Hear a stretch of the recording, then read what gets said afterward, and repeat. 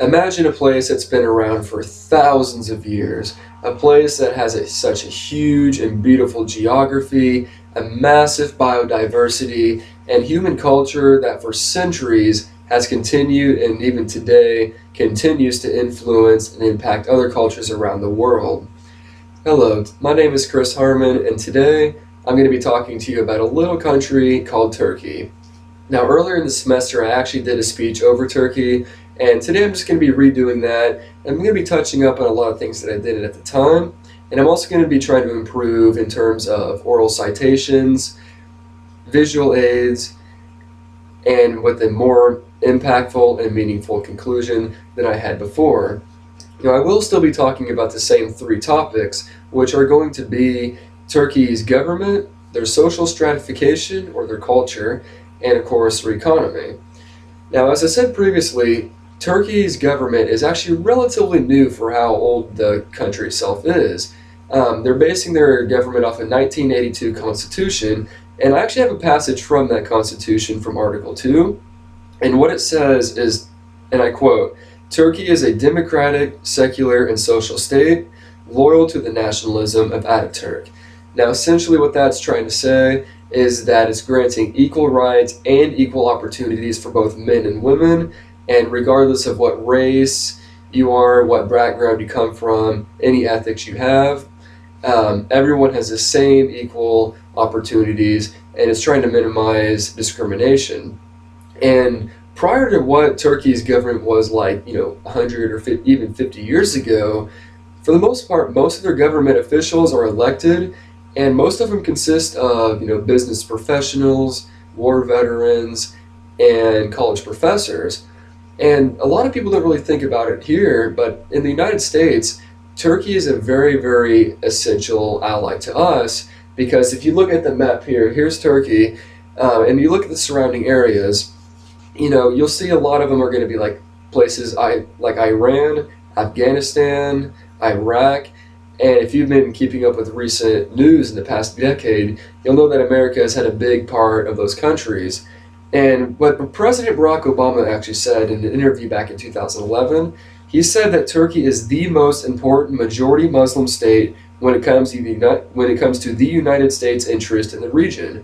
And for the most part, that's just because the military and the great location for those troops to go and try to bring peace over in that area of the world. Now, the second thing I'd like to talk about, as I said, is going to be the social stratification of Turkey. And according to the official Turkey demographics, 98% of Turkish people are actually Muslim. So if you're a big fan of pork, Turkey's probably not the best place for you to go. But for the most part, in terms of fashion, in terms of food, the food and fashion have both become pretty much westernized at this point. Back in, about 60 or 70 years ago, you'd see people, like, for the most part, were dressed head to toe. And I actually have an example here.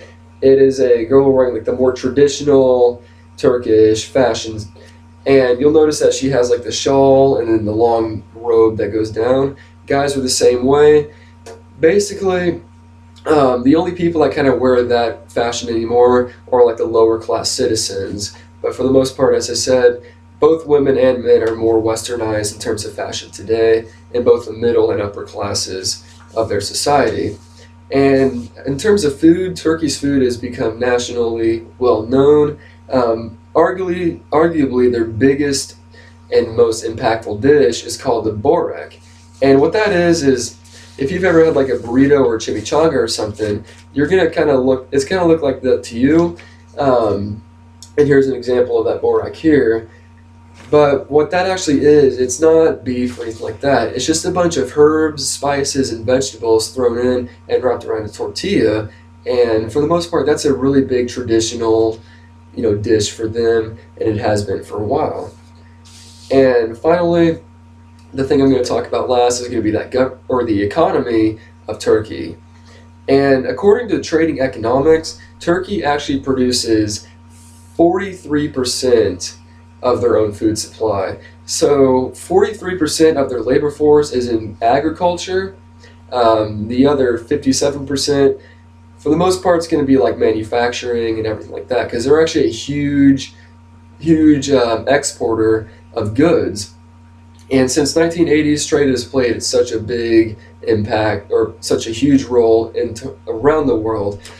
In America, they've actually exported 30 billion US dollars worth of goods to us alone, and they're ranked 17th in the highest, world power today.